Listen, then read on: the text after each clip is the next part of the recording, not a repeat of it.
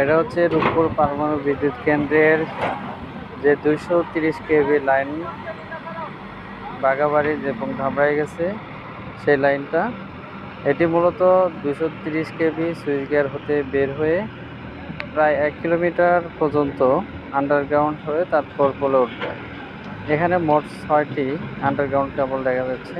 এটা প্রত্যেকটা ফেজের জন্য 2টি করে কেবল। এখানে এই ড্রেজার দিয়ে মাটি খনন করা হচ্ছে এবং বাংলাদেশে অনেক শ্রমিক রয়েছে, তারা কাজে সহযোগিতা করছে।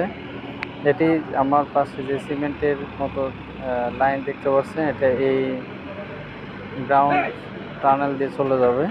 এটি টানেল দিয়ে চলে যাওয়ার পরে এই বুশিং দেখতে পাচ্ছেন, এই বুশিংয়ে কানেক্ট হবে এবং প্রায় 1 কিলোমিটার দীর্ঘ আন্ডারগ্রাউন্ড হয়ে পরে এই পোল যে কেবল টানা হয়েছে এই কেবলের